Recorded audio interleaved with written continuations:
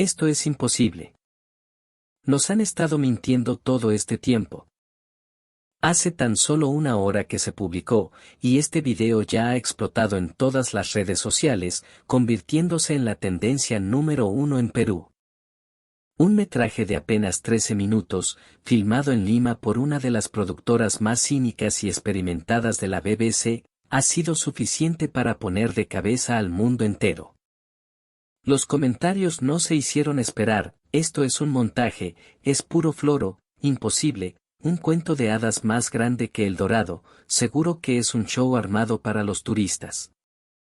La incredulidad fue tal que gigantes mediáticos como la CNN de Estados Unidos, la NHK de Japón y Le Monde de Francia enviaron a sus propios equipos de investigación a la capital peruana.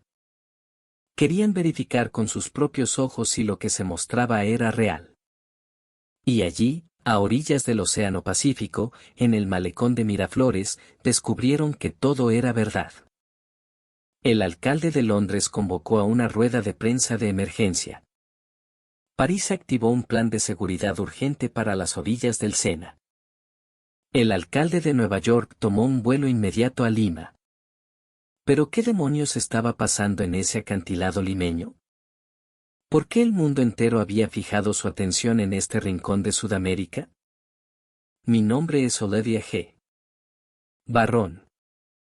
Durante 15 años, he sido productora de documentales criminales para la BBC. Mi trabajo me ha llevado a los lugares más oscuros del planeta. Me he sentado en el corazón de Sinaloa para entrevistar a sicarios de cárteles que desayunan plomo. He sobrevivido a tiroteos en las favelas de Río de Janeiro, con el silbido de las balas como banda sonora. He rastreado a asesinos en serie en los suburbios más peligrosos de Johannesburgo y he documentado las guerras de pandillas que desangran Tegucigalpa. A donde sea que vaya, un equipo de guardaespaldas me rodea. No doy un paso sin mi chaleco antibalas. Incluso mirar por la ventana de mi hotel es un acto de riesgo calculado. 15 años saltando de una cloaca urbana a otra habían forjado en mí una convicción inquebrantable: la naturaleza humana es intrínsecamente salvaje, y cuanto más grande es la ciudad, más monstruoso es el peligro que acecha en sus sombras. Sin embargo, durante la última primavera, en una reunión editorial de la BBC, surgió un tema que a todos nos pareció una broma. Hagamos un especial para desmentir el mito de las ciudades seguras de Asia. O de donde sea, propuso Robert, nuestro editor en jefe, con una sonrisa sarcástica. Olivia, eres la persona ideal para esto. Ve y demuestra que lugares como Singapur, Taipei, o qué sé yo, Lima, son seguros solo en apariencia, una paz artificial mantenida por una vigilancia orwelliana. Mi respuesta fue fría y cortante. Obviamente es la segunda opción, Robert. Llena cualquier ciudad de cámaras de reconocimiento facial y policías en cada esquina, y hasta el infierno puede parecer un paraíso. Elegí Lima como mi primer objetivo por una razón muy particular: un video viral que había visto en internet. En un lugar llamado el Malecón de Miraflores, a las 2 de la madrugada, una chica corría sola. Llevaba audífonos, sostenía su celular en la mano y no mostraba ni un ápice de alerta. Los comentarios debajo del video eran unánimes en su escepticismo. ¿En Perú? Imposible. Esto tiene que estar armado, o es una zona ultra vigilada para diplomáticos y millonarios. Una burbuja. Quizás, como en Pyongyang, era solo un teatro montado para impresionar a los extranjeros. Mi compañero de rodaje era Rafael de Back, un camarógrafo veterano de Orlando que había pasado más de una década infiltrándose en la mafia de Europa del Este. Su piel estaba curtida por el peligro y sus ojos habían visto más traiciones que una tragedia griega. Rafa, ¿has oído hablar del Malecón de Miraflores en Lima?, le pregunté mientras calibrábamos los equipos. Él soltó una carcajada. Ah, sí. ¿El lugar que supuestamente es seguro incluso de noche? ¡Qué buen chiste! Un cuento de hadas.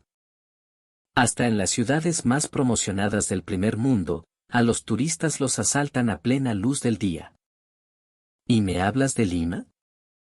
Mientras preparábamos las maletas, bromeábamos sobre lo que encontraríamos. ¿Cuántas cámaras de vigilancia crees que habrá? 2000, pregunté. Fácil, respondió Rafa.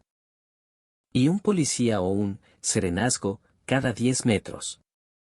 Los ciudadanos probablemente caminarán con la misma expresión tensa que los norcoreanos. Un día de junio, aterrizamos en el Aeropuerto Internacional Jorge Chávez. Apenas pasamos el control de inmigración, ocurrió la primera rareza. Un empleado del aeropuerto se nos acercó y, en un inglés impecable, nos preguntó, ¿son del equipo de la BBC? ¿Necesitan alguna coordinación para su rodaje? No, gracias.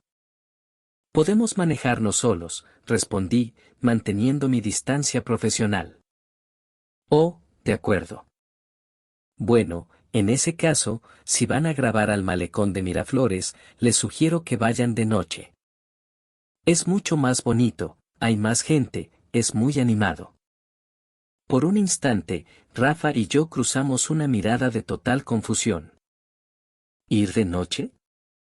¿Y nos dice que hay más gente? En cualquier ciudad peligrosa, el consejo sería diametralmente opuesto. ¿Y es seguro?, pregunté, casi esperando que se riera. El empleado me miró con una expresión de genuina perplejidad. ¿Seguro? Claro que es seguro. ¿Es el malecón, pues? Ese, claro que es seguro, me descolocó por completo. Lo dijo como si yo hubiera preguntado la cosa más absurda del mundo. Tomamos un taxi hacia nuestro hotel. El conductor, un tío, de unos 60 años, vio nuestros equipos de filmación al bajar. ¿Vienen a grabar un programa? ¿A dónde van a ir? Al malecón de Miraflores. Planeamos tomar algunas escenas nocturnas. El taxista soltó una risita que vimos por el retrovisor. Uf. Si van de noche, va a ser bien difícil grabar con tanta gente. Especialmente un viernes por la noche, eso parece una kermés, una feria. ¿Una feria? ¿De noche?, pregunté incrédulo. Sí, claro. Hay artistas callejeros, carritos de comida, y a la medianoche llega un montón de gente a correr. Se ha puesto de moda correr de madrugada, ¿saben? Rafa murmuró algo en polaco que no entendí, pero imaginé que sería algo como ¿están todos locos? Al registrarnos en el hotel, la recepcionista nos dio un consejo similar. Si van al malecón, deberían probar ir a las 5 de la mañana. La vista del amanecer sobre el mar es espectacular, y ya hay muchísima gente corriendo a esa hora. Llegado a este punto, la confusión empezaba a convertirse en una extraña fascinación. Todos, sin excepción, nos recomendaban ir al malecón de noche y de madrugada. En mis 15 años de carrera, jamás había experimentado algo así. En Río te decían, no salgas de tu hotel después del anochecer, por ningún motivo. En Johannesburgo, ni se te ocurra poner un pie fuera del complejo hotelero. En Sinaloa, moverte solo es una sentencia de muerte. Esa tarde, Rafa y yo planeamos la estrategia en la habitación. Ok, esta noche haremos un reconocimiento. Como turistas normales, sin cámaras, sin nada que llame la atención, propuse. De acuerdo, dijo Rafa. Tenemos que ver con nuestros propios ojos si este lugar es una fortaleza vigilada o si de verdad la gente está loca. A las 11 de la noche, salimos del hotel. El malecón estaba a menos de 10 minutos en auto, pero las calles de Miraflores seguían llenas de vida. La mayoría de las tiendas y restaurantes aún estaban abiertos, algo que ya de por sí era completamente diferente a Londres o París, donde a esa hora las calles empiezan a parecer un cementerio. Cuando llegamos a la entrada del circuito de malecones, me quedé sin palabras. Eran las 11 de la noche de un día de semana, y el ambiente era tan vibrante como una fiesta popular. Pero eso era solo el comienzo. El verdadero shock, el que hizo que los cimientos de mi realidad se tambalearan, comenzó cuando empezamos a caminar por el acantilado. Eran las 11:15 de la noche cuando iniciamos nuestro paseo. Lo primero que vimos fue a una pareja joven empujando un cochecito de bebé. El niño dormía plácidamente mientras sus padres se sentaban en una banca a tomar un café y conversar tranquilamente. Rafa, ¿estás viendo esto?, susurré. Son las 11 de la noche y están paseando a un bebé. En Londres, alguien ya habría llamado a servicios sociales por negligencia infantil. Unos pasos más adelante, la escena era aún más surrealista. Las bancas estaban ocupadas, pero en su mayoría por personas solas. Algunas leían un libro bajo la luz de un farol, otras trabajaban en sus laptops, y muchas simplemente contemplaban el oscuro océano Pacífico en silencio. Pero lo más asombroso eran sus pertenencias, bolsos, mochilas, carteras, todo dejado a su lado sin la más mínima preocupación.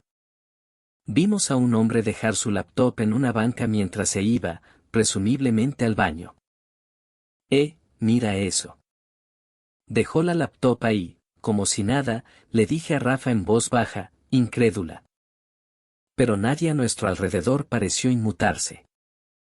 5 minutos después, el hombre regresó y su laptop seguía exactamente donde la había dejado, intacta. Continuamos caminando y pasamos bajo un puente, una zona bastante oscura que en cualquier otra ciudad del mundo sería un foco rojo de peligro. Pero allí, sentadas en el suelo, había 2 chicas jóvenes comiendo salchipapas y riendo a carcajadas. Me acerqué y las interrumpí en inglés. Disculpen, ¿es seguro estar aquí a estas horas? Una de ellas se rió. ¿De qué hablas? ¿Crees que esto es dónde? Esto es el malecón, causa. Es el lugar más seguro de todo Lima. El lugar más seguro, repetí. Claro. Siempre está lleno de gente, y parece que todos nos cuidamos entre nosotros. Ayer nomás se me cayó la billetera y un tío corrió detrás de mí como 100 metros para devolvérmela. Rafa a mi lado parecía frustrado, lamentando no haber traído su cámara. Pasada la medianoche, el flujo de gente no disminuía, de hecho, parecía aumentar. Y entonces empezamos a verlas, una tras otra, mujeres corriendo solas. Llevaban audífonos, vestían ropa deportiva ajustada y no mostraban el más mínimo signo de estar a la defensiva. Decidí hablar con una de ellas, una mujer que aparentaba unos 30 y tantos años. Disculpa, ¿no te da miedo correr sola a esta hora? Se quitó un audífono y me miró extrañada. ¿Miedo? ¿Por qué tendría miedo? Porque es muy tarde y estás sola. Ah, eres extranjera, ¿verdad?, dijo con una sonrisa comprensiva. Aquí, a esta hora es más rico para correr. El clima está fresco y, como ves, no estoy sola, hay bastante gente. Nunca me ha pasado nada malo. Me sonrió de nuevo y siguió su camino, desapareciendo en la noche. A la 1 de la madrugada, entramos a una tienda de conveniencia, un Tambo y... Justo en la entrada, había una escena que desafiaba toda lógica, un pequeño puesto de postres, como picarones o churros, sin nadie que lo atendiera. Solo había una lista de precios y una pequeña caja para dejar el dinero. ¿Esto es en serio?, preguntó Rafa, con los ojos abiertos como platos. Le preguntamos al chico que trabajaba en el Tambo y su respuesta nos dejó helados. Ah, sí. La gente calcula su cuenta y deja la plata.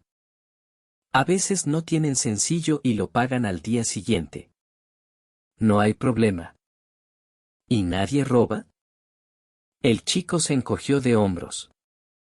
¿Robar? Llevo trabajando aquí más de un año y nunca he visto que falte un sol. A las 2 de la madrugada, el malecón seguía vibrando con una energía tranquila y segura. Vimos a oficinistas con corbata aflojada comiendo sopa instantánea en una banca, a repartidores de delivery pasando en sus motos, a parejas de ancianos caminando de la mano. Lo que más nos impactó fue que en todo nuestro recorrido, no vimos ni un solo policía. Ni uno. Durante 15 años, cada ciudad segura que había visitado mantenía su orden a base de una presencia policial abrumadora. Pero esto era diferente. Era una paz que parecía emanar de la propia gente.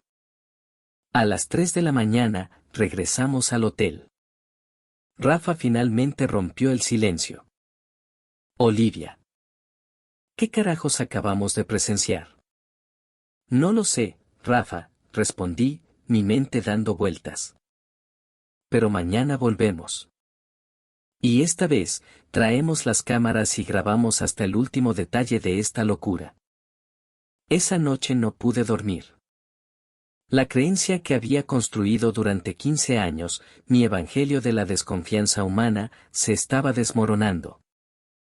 Si la gente podía ser inherentemente buena, si podíamos confiar los unos en los otros, entonces una metrópolis gigantesca también podía ser un refugio seguro. Al día siguiente, decidí lanzar una ofensiva de filmación total. Y lo que vimos fue aún más impactante que la noche anterior. A las 4:30 de la mañana siguiente, Rafa y yo estábamos de vuelta en el malecón, esta vez armados con todo nuestro equipo de filmación. El aire olía a sal y a tierra húmeda.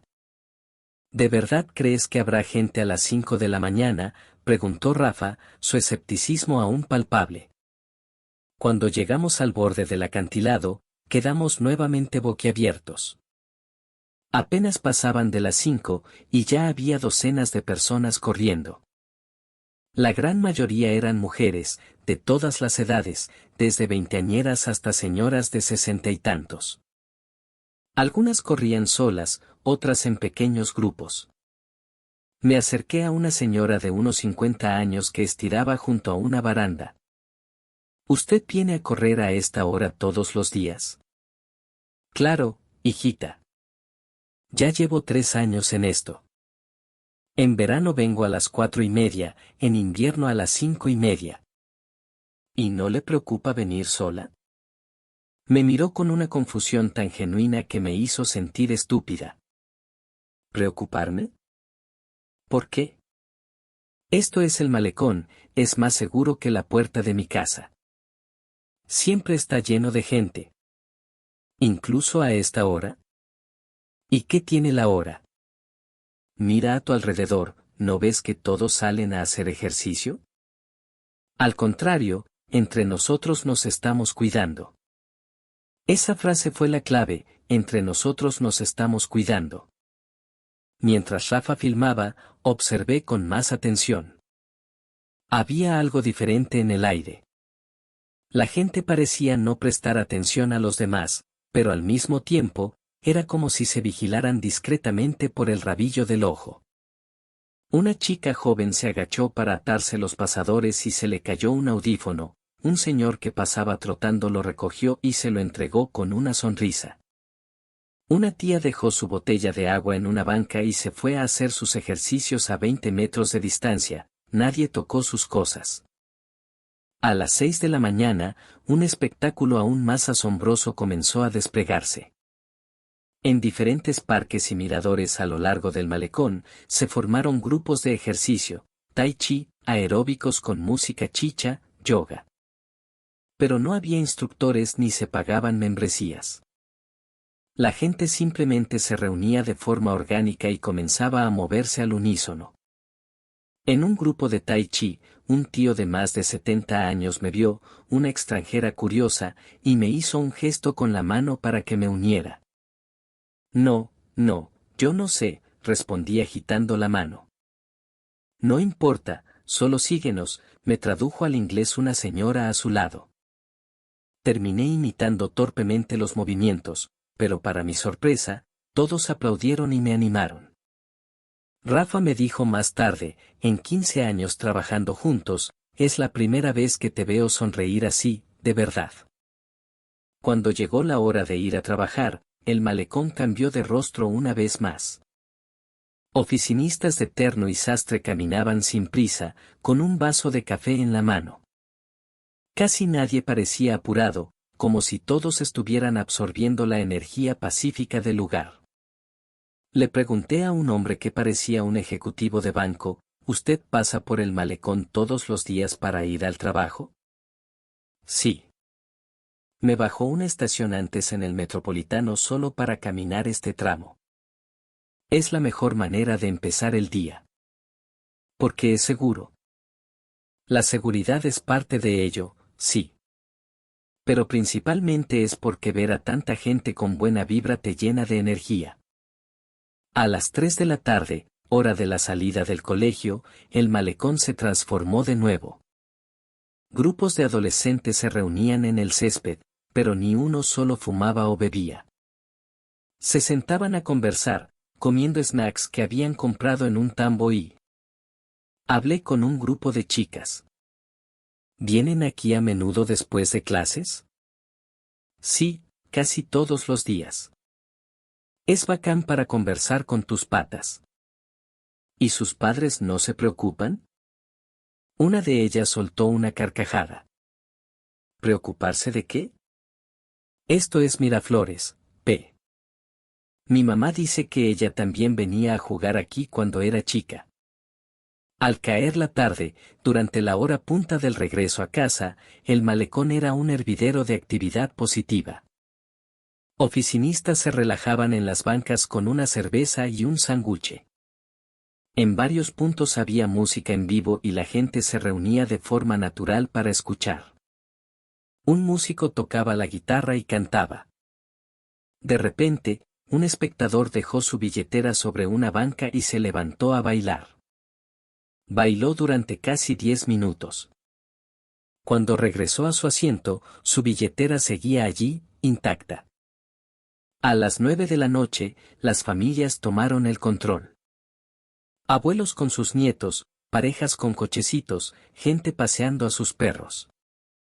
Un señor mayor jugaba con su nieto cerca de una pileta, y el niño accidentalmente salpicó a un transeúnte. Disculpe, disculpe, se apresuró a decir el abuelo.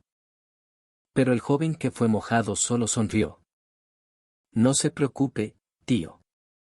Con este calor, hasta refresca. Cuanto más tarde se hacía, más seguro parecía sentirse el malecón. La gente se cuidaba mutuamente. Si alguien había bebido un poco de más, los de alrededor lo vigilaban discretamente. Si alguien se sentaba solo, los demás mantenían una distancia respetuosa. Decidí hacer el experimento definitivo. Dejé mi propia cartera en una banca y caminé unos 100 metros para observar desde la distancia. Durante 30 minutos, docenas de personas pasaron por allí. Ni una sola persona tocó la cartera. Al contrario, una señora mayor pasó, vio la cartera, miró a ambos lados, y luego la empujó un poco más hacia el centro de la banca, probablemente para que no se cayera. Cuando regresé a recogerla, la misma señora me gritó desde lejos, «Señorita, cuidado con su cartera». Aunque aquí es seguro, una nunca sabe, hay que estar atenta. En ese instante, lo comprendí. La gente de aquí se trataba como si fueran familia. Fue entonces cuando otra turista se me acercó, al ver mi equipo. Eres la productora de la BBC, ¿verdad? Te he estado observando. Era una fotógrafa francesa llamada Marie. Llevo 3 días aquí haciendo un timelapse de 24 horas y he descubierto algo absolutamente increíble. Ah, sí. ¿Qué cosa?, pregunté con curiosidad. Me mostró la pantalla de su cámara. Era una compresión de 24 horas del malecón en un video de 3 minutos. Mira, dijo. Desde las 4 de la madrugada de un día hasta las 4 de la madrugada del siguiente, no hay un solo momento en que el lugar esté vacío. Ni uno. Incluso en el periodo más desolado, entre las 3 y 4 de la mañana, siempre hay al menos 20 personas. En París, después de las 2 de la mañana, no queda ni un alma, y es cuando se vuelve más peligroso. Marie continuó explicando. Y lo más extraño es cómo la gente se observa constantemente. No es una mirada fija e intimidante, sino un vistazo rápido, protector. Es como si estuvieran cuidándose la espalda unos a otros. Al día siguiente, siguiendo el consejo de Marie, realizamos otro experimento. A las 10 de la mañana, Rafa y yo fingimos tener una pelea a gritos en medio del paseo peatonal. Nos insultamos en inglés, actuando furiosos. En menos de 3 minutos, la gente comenzó a acercarse. ¿Necesitan ayuda?, preguntó un señor en un inglés funcional. ¿Qué pasó? Todo bien, se acercó una estudiante universitaria, preocupada. Lo más increíble fue que una tía incluso fue a un tambo y cercano y nos trajo 2 botellas de agua. Tomen, para que se calmen. Cuando les dijimos que estábamos bien, la gente se dispersó lentamente, pero varios siguieron observándonos desde la distancia, asegurándose de que la situación no escalara. A las 2 de la tarde, fingí estar llorando sola en una banca. En menos de 5 minutos, 3 personas se acercaron. No me hablaron directamente, pero se sentaron en bancas cercanas, como si estuvieran montando una guardia silenciosa. Un niño le dijo algo a su mamá, y luego se acercó y me ofreció una paleta. Toma, señorita. En ese momento, las lágrimas que derramé ya no eran parte de la actuación. A las 6 de la tarde, recorrimos el malecón de un extremo a otro. Cada sección tenía su propia atmósfera, pero una cosa era constante, una omnipresente sensación de seguridad. Me impresionó especialmente una zona llena de talleres antiguos y pequeñas imprentas. Pensé que de noche sería aterradora, pero fue todo lo contrario. Los dueños de los locales trabajaban hasta tarde, con las puertas abiertas, como si su sola presencia fuera un faro de seguridad para el paseo.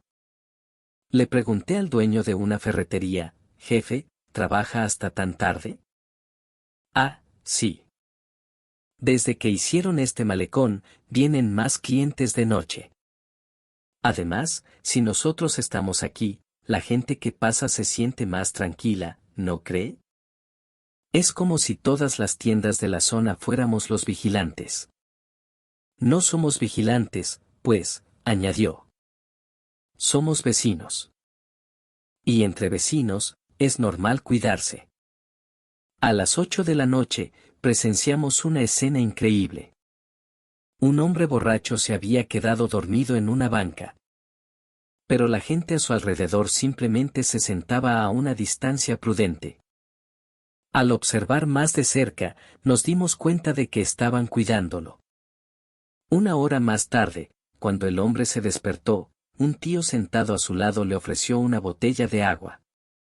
¿Tomaste mucho, ah? ¿Puedes llegar a tu casa? Cuando el hombre se puso de pie tambaleándose, otras 2 personas se acercaron, lo tomaron de los brazos y lo acompañaron hasta un lugar donde pudiera tomar un taxi. Luego, cada uno se fue por su lado, como si nada. A las 10 de la noche, en una pequeña plaza del malecón, había un mercadillo de pulgas. Vendían artesanías, ropa de segunda mano y cuadros. Lo más impactante era que la mayoría de los puestos no tenían vendedor. Solo una lista de precios y un número de yape o PIN para que los clientes tomaran lo que quisieran y realizaran la transferencia. Le pregunté a uno de los pocos vendedores presentes, ¿nadie roba? A veces alguien se olvida de pagar, no, dijo riendo. Pero esa misma gente vuelve al día siguiente, paga el doble y no para de disculparse. A la medianoche, preparamos nuestro último experimento de esa jornada. Rafa dejó sus audífonos Bluetooth, valorados en unos 1000 soles, sobre una banca y fingió ir al baño. 15 minutos después, cuando regresó, los audífonos seguían allí. Bueno, no exactamente. Alguien los había cubierto con un pañuelo de papel, probablemente para protegerlos del rocío nocturno. Rafa suspiró. Olivia, cuando vuelva a Polonia y cuente esto, nadie, absolutamente nadie, me va a creer. A mí tampoco en Londres, Rafa. A mí tampoco. Fue entonces cuando otro turista se acercó, un youtuber australiano llamado Jackson. Estoy haciendo una serie de videos probando qué pasa si pierdo mi billetera en las principales ciudades del mundo, nos explicó. En Nueva York, desapareció en menos de 3 minutos. En Roma, no duró ni 60 segundos. No sé qué esperar de Lima. ¿Cuánto dinero tienes en la billetera?, le pregunté. Unos $1,300, que son como 4,800 soles. Yo dudé, pero Rafa me animó. Hagámoslo. Es la única forma de probar la verdad. Al día siguiente, a las 2 de la tarde, en el puente más concurrido del malecón, comenzamos el experimento. Jackson fingió que se le caía la billetera y siguió caminando como si nada. Nosotros grabábamos ocultos a unos 50 metros. No pasaron ni 30 segundos. Una mujer vio la billetera en el suelo. Señor, señor, gritó, tratando de llamar la atención de Jackson, pero él fingió no escuchar. De repente, la mujer se echó a correr. A pesar de llevar tacones, corrió con todas sus fuerzas. Señor, su billetera. Después de una persecución de casi 100 metros, finalmente lo alcanzó y lo agarró del brazo. Se te cayó la billetera. Jackson le dio las gracias e intentó darle 50 soles como recompensa. Ella los rechazó con un gesto de la mano. No es nada, joven. Es lo que se debe hacer. Ten más cuidado la próxima vez. El segundo experimento fue a las 7 de la noche, en plena hora punta. Esta vez, decidí hacerlo yo. Dejé caer mi cartera, que contenía el equivalente a 5,000 soles en efectivo. Fue aún más rápido. No habían pasado ni 10 segundos cuando escuché una voz detrás de mí. Señorita, su cartera. Era un hombre de mediana edad. Me la entregó y me dijo, con tanto efectivo, tienes que tener más cuidado. Aunque aquí es seguro, no hay que tentar a la suerte. El tercer experimento fue a las 10 de la noche. Rafa fingió olvidar su billetera en una banca. Unos 5 minutos después, una abuelita la vio. Miró a su alrededor, la recogió y caminó tranquilamente hacia el tambo y más cercano. La seguimos en secreto. La abuelita le estaba entregando la billetera al empleado. Joven, alguien se olvidó esto. Seguro que el dueño vuelve a buscarla. Guárdala, por favor. Cuando Rafa entró, el empleado le sonrió y se la entregó. ¡Qué suerte, jefe! La abuelita de allá la trajo. Me dijo que acá la gente es honrada. El cuarto experimento fue en la hora más solitaria, a las 2 de la madrugada. Esta vez no era una billetera, sino un iPhone de última generación, valorado en casi 5,000 soles. Un repartidor de delivery que pasaba en su moto lo vio. Se detuvo, recogió el teléfono, dudó un momento y luego empezó a buscar en Google Maps la comisaría más cercana. Cuando nos acercamos y le dijimos que el teléfono era nuestro, soltó un suspiro de alivio. Ah, qué bueno. Ya estaba por llevarlo a la comisaría. Un celular tan nuevo. Qué pena perderlo. El quinto y más loco de todos los experimentos. Dejamos caer un sobre Manila con 30,000 soles en efectivo al suelo y nos alejamos a paso rápido. Oye, señor, gritaron varias personas al mismo tiempo. Un joven corrió a toda velocidad y se plantó delante de mí, bloqueándome el paso. Disculpa, esto es tuyo, me dijo, mostrándome el sobre. Se te acaba de caer. Fingí responder en inglés, no, no es mío. El joven me miró, completamente confundido. Pero si yo vi con mis propios ojos que se cayó de tu bolso. Finalmente, la gente comenzó a rodearnos. Una tía dijo, joven, mejor llévalo a la comisaría. Los tombos ayudarán a encontrar al dueño. Y ese joven, de verdad, tomó los 30.000 soles y se fue directo a la comisaría. Más tarde confirmamos que el dinero había sido registrado como objeto perdido. Jackson estaba atónito. He probado esto en 15 países. Lima es el único lugar con un 100% de tasa de recuperación. Esa noche, sentados en el malecón tomando unas cervezas, Rafa dijo, finalmente lo entiendo. La gente se atreve a salir de noche no porque el lugar sea seguro, sino porque confían los unos en los otros. Justo en ese momento, un joven peruano sentado en la banca de al lado, que probablemente había escuchado nuestra conversación, se giró y nos dijo en inglés, pero ese, señores, es el secreto del malecón. Nosotros mismos nos cuidamos. Pero esto era solo el principio. Lo verdaderamente impactante estaba por suceder. Al día siguiente, a las 4 de la madrugada, caminaba sola por el malecón. Rafa descansaba en el hotel. Entré en un tambo y abierto 24 horas. Detrás del mostrador, una joven universitaria trabajaba. Su placa decía Xiomara.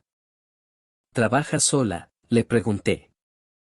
Sí, en el turno de madrugada estoy sola. ¿No te da miedo? Xiomara sonrió y negó con la cabeza. Para nada. De hecho, los clientes de la madrugada son los más amables. ¿Hay muchos clientes a esta hora? Sí, van llegando de a pocos. Los que vienen a correr, los taxistas, oficinistas que recién salen de la chamba. Es bien variado. De repente, un hombre visiblemente ebrio entró en la tienda. Se tambaleó hacia la nevera de bebidas. Me puse tensa al instante, pero Xiomara parecía completamente tranquila. Ah, tío Lucho. ¿Otra vez tomando?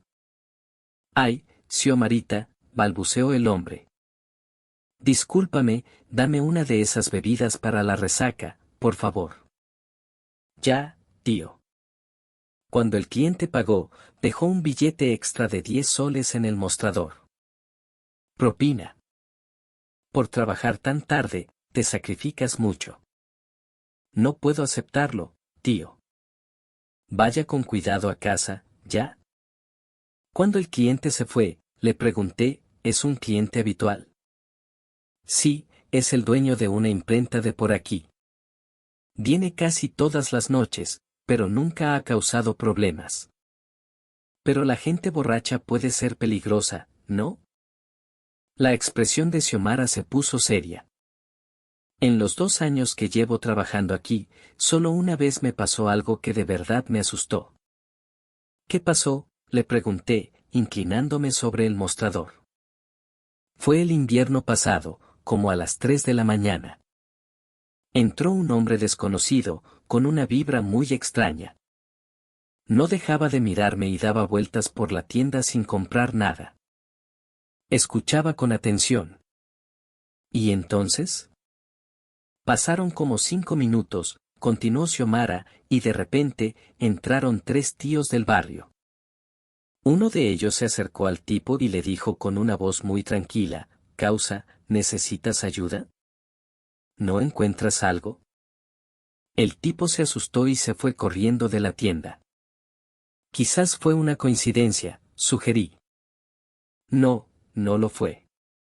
Después me enteré de que esos tíos, los dueños de los otros negocios, habían estado viendo la tienda por las cámaras de seguridad que tenemos conectadas en red. Se preocuparon al ver que estaba sola con ese hombre.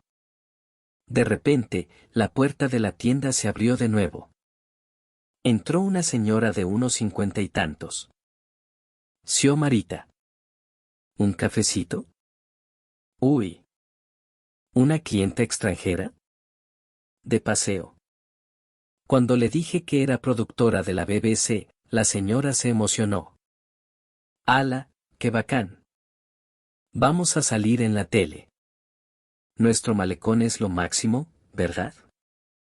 El más seguro del mundo. ¿Por qué está tan segura de eso? Porque lo hemos creado nosotros mismos, pues, respondió. No el gobierno, nosotros, la gente, cuidándonos. La señora se presentó como la tía Chela, dueña de un restaurante cercano desde hace 35 años.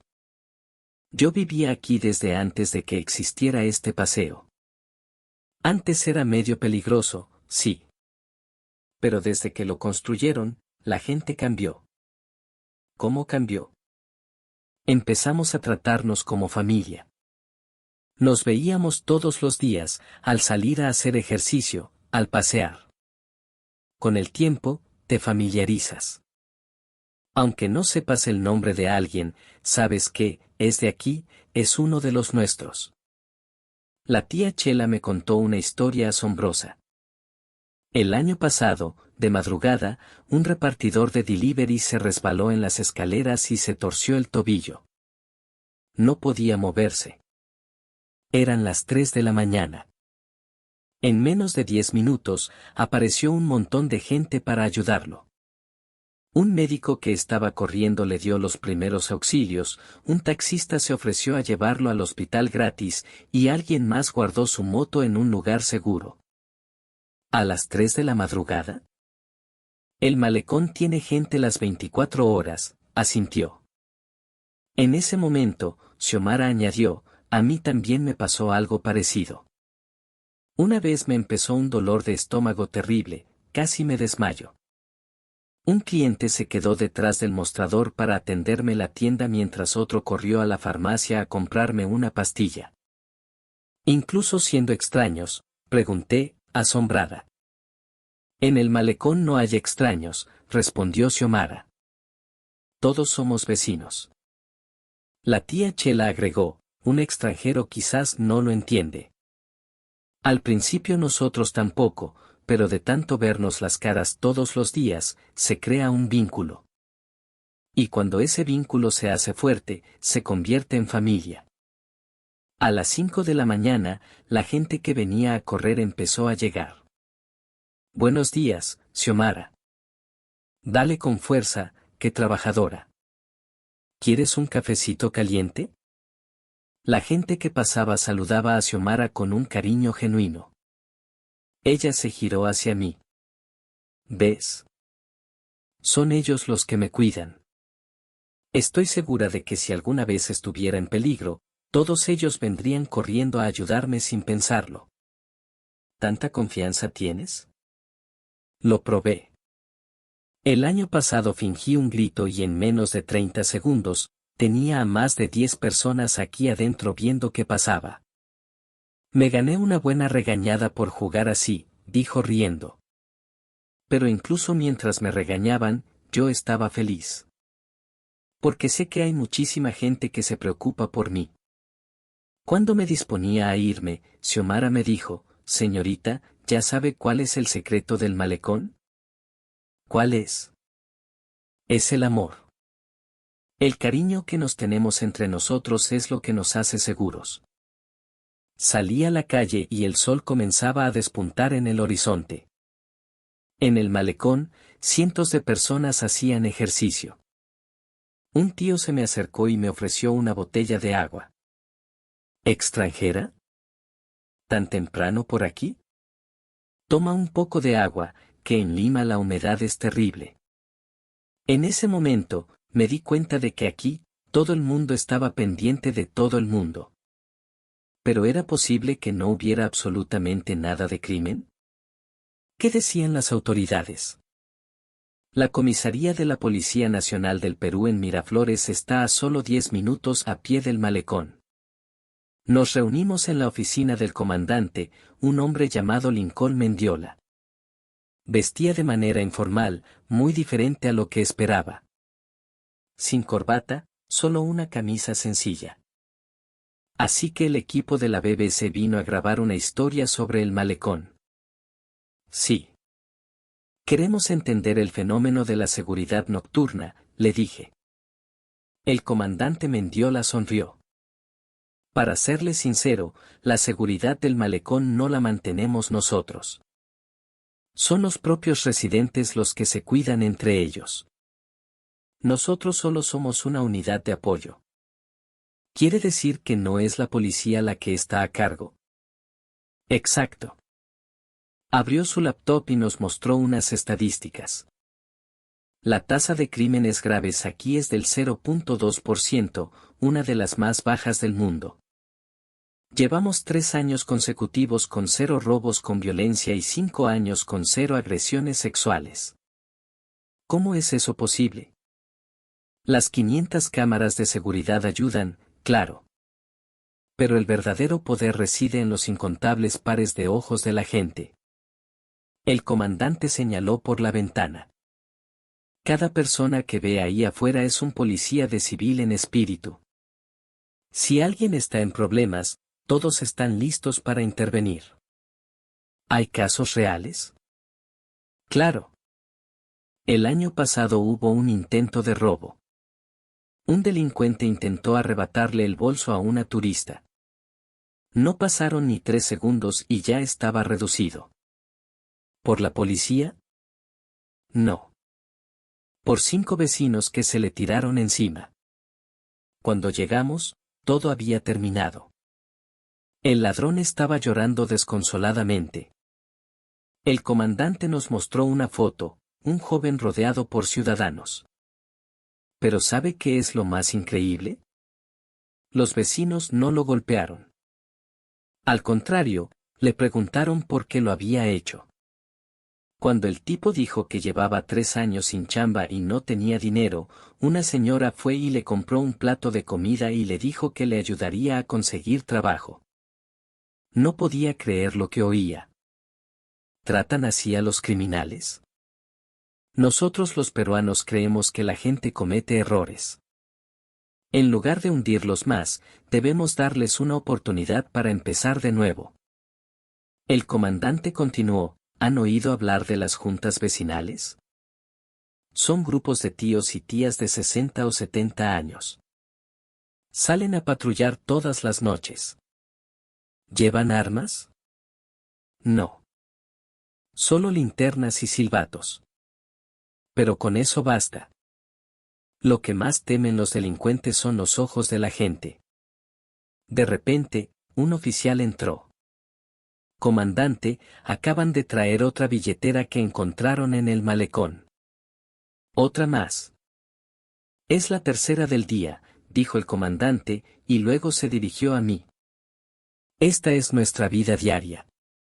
Tenemos 100 veces más reportes de objetos perdidos encontrados que de crímenes. Le pregunté, ¿esto siempre fue así?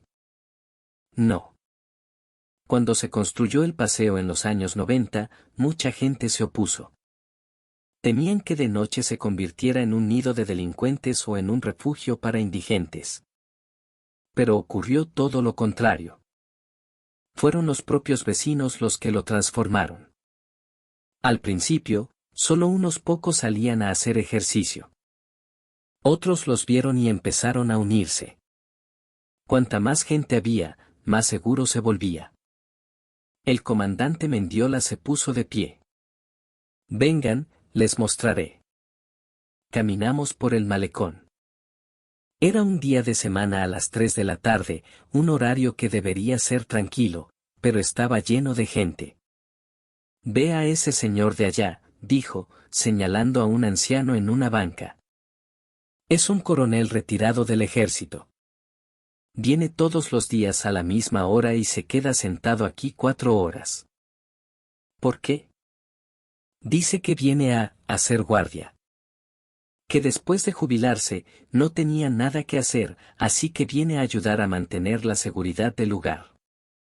Unos pasos más allá, vimos a otro anciano. Ese de allá es un director de colegio jubilado. Viene a la hora que salen los chicos de la escuela para ver si alguno anda en malos pasos. ¿Y de verdad interviene? Por supuesto. El año pasado detuvo una pelea entre estudiantes y convenció a un adolescente que se había escapado de casa para que volviera con sus padres. Seguimos caminando, y el comandante nos iba explicando. El dueño de esa cafetería abre hasta muy tarde para servir como una cámara de vigilancia humana. Aquel tambo y ofrece un botiquín de emergencia gratuito las 24 horas. Y esas señoras sentadas en aquella banca son la red de inteligencia de la comunidad. Si ven a alguien sospechoso, informan al toque. ¿Y todo esto es voluntario? Sí. El municipio no les ha ordenado hacer nada. Simplemente se preocupan los unos por los otros. De repente, una mujer se acercó a saludar al comandante. Comandante. La abuelita que se perdió ayer ya apareció. Qué buena noticia. ¿Llegó bien a casa? Gracias por ayudar a pasar la voz. Cuando la mujer se fue, el comandante explicó, era una abuelita con Alzheimer que se había perdido. En menos de 30 minutos, más de 50 vecinos estaban buscándola. Llegaron antes que nosotros. Le hice una última pregunta, ¿este modelo puede durar? El comandante Mendiola respondió con una convicción férrea, el malecón ya ha demostrado que sí durante 20 años, ¿no cree? Pero la prueba definitiva llegaría al día siguiente. Decidimos realizar el experimento más arriesgado. Con la aprobación de la sede de la BBC, diseñamos una situación de peligro simulada. A las 9 de la noche, en el corazón del malecón, Rafa fingió ser un borracho que venía a acosarme. Oye. ¿Qué miras? ¿Quieres problemas?, me gritó en inglés. Yo fingí retroceder asustada. Sorprendentemente, en menos de 10 segundos, la gente comenzó a intervenir. 2 jóvenes fueron los primeros en acercarse. Oye, tranquilo, varón. ¿Qué pasa? Cuando Rafa continuó gritando, 5 personas más lo rodearon en un instante. Un hombre de unos 40 años se interpuso entre nosotros. Oye, hermano, cálmate. No sé qué pasó, pero no se le trata así a una dama. Otra mujer se acercó y me tomó del brazo. ¿Estás bien? ¿Es tu pareja? Les explicamos que era una filmación. La reacción de todos fue fascinante. ¡Hala, qué susto! Si hubiera sido un borracho de verdad, íbamos a tener que usar métodos más firmes. En el malecón no permitimos estas cosas. El segundo experimento fue a la 1 de la madrugada. Esta vez, fingí desmayarme en una banca, como si hubiera perdido el conocimiento. En menos de un minuto, una mujer que corría se detuvo a mi lado. Señorita, ¿está bien? Al ver que no respondía, sacó su celular de inmediato. ¿Aló, 105? Hay una persona desmayada en el malecón de Miraflores. Al mismo tiempo, otros comenzaron a acercarse. Un hombre me tomó el pulso. Otro se quitó su propia casaca y me la puso encima. Hace frío, para que no te resfríes. En 3 minutos, había una docena de personas a mi alrededor. Me rodearon, formando un muro humano protector. Cuando me senté y expliqué la situación, una tía se quejó, ¡ay, qué susto, nos mataste! Pensé que era de verdad. Pero luego sonrió y añadió, pero qué bueno que no fue nada. El tercer experimento fue el más loco. A las 3 de la madrugada, el momento más silencioso, Rafa fingió ser un ladrón. Me arrebató el bolso y echó a correr. ¡Auxilio! Ladrón, grité con todas mis fuerzas. En ese instante, ocurrió lo increíble. Gente salió corriendo desde 3 direcciones diferentes. Un repartidor de delivery detuvo su moto y salió tras él. Un joven que corría aceleró a máxima velocidad. Incluso el empleado del Tamboy salió de la tienda para ayudar. Rafa no corrió ni 20 metros antes de ser rodeado. ¡Alto ahí! ¿A dónde crees que vas? Rafa intentó explicar la situación, pero ellos primero se giraron hacia mí. Señorita, ¿está usted bien? ¿No le hizo daño? ¿Este es su bolso? Cuando explicamos que era una filmación, el repartidor de delivery suspiró. Uf, el corazón casi se me sale del pecho. Pensé que por fin había un ladrón de verdad en el malecón. El joven que corría nos dijo, vivo aquí hace 20 años y es la primera vez que veo algo así. Nos advirtieron que el experimento era demasiado peligroso, que en una situación real nosotros mismos podríamos haber salido heridos. Pero al menos ya quedó demostrado, no, concluyó el chico del Tamboy. ¿Ya ven lo seguro que es el malecón? A las 4 de la madrugada, estábamos sentados en una banca del malecón. A nuestro alrededor, los madrugadores comenzaban a aparecer. Un tío se nos acercó. ¿Extranjeros? ¿Qué hacen toda la noche despiertos? Estamos filmando un documental sobre la seguridad del malecón. El tío se rió. ¿La seguridad? Eso no necesitan filmarlo. Siempre ha sido seguro. ¿Y por qué es tan seguro? El tío pensó un momento y respondió, porque confiamos los unos en los otros. Y nos esforzamos por mantener esa confianza. ¿Desde cuándo empezó? Supongo que desde que existe este paseo. O quizás desde mucho antes. Los peruanos siempre hemos tenido ese sentido de comunidad, de calor humano. El malecón solo hizo que se viera más claramente. Se puso de pie y, antes de irse, nos dejó con una frase: cuando vuelvan a su país, no olviden decirles que este malecón no se construyó con cemento y tecnología. Se construyó con el corazón de la gente. El sol comenzó a teñir el cielo de naranja. Un nuevo día comenzaba en el malecón de Miraflores. Esa noche, tuve una videollamada con mis colegas en Londres. Increíble, decía Jeremy, nuestro editor, negando con la cabeza al otro lado de la pantalla. Olivia, esto tiene que estar preparado, ¿verdad? Seguro contrataste actores. Les compartí en tiempo real todo el material que habíamos grabado. Las mujeres corriendo a las 3 de la mañana, las tiendas sin vendedor, los experimentos de la billetera perdida, las simulaciones de peligro. Después de ver 10 minutos de metraje, los 5 colegas en línea se quedaron en un silencio sepulcral. Finalmente, Ellen, la productora ejecutiva, habló. Olivia. ¿No será que hemos olvidado algo fundamental? ¿A qué te refieres? Londres debería ser así, ¿no? Poder caminar de noche con seguridad. Eso debería ser lo normal, ¿o no? Otro colega, Simon, añadió con una sonrisa amarga: mi hija tiene 10 años y todavía no me atrevo a dejarla ir sola a la escuela, y eso que está a 100 metros de casa. ¿Y en Lima?, preguntó Ellen. Aquí los niños de primaria toman el transporte público solos para ir a sus clases particulares, respondí. Una locura, suspiró Ellen. Ayer hubo otro apuñalamiento en Bristol, a plena luz del día.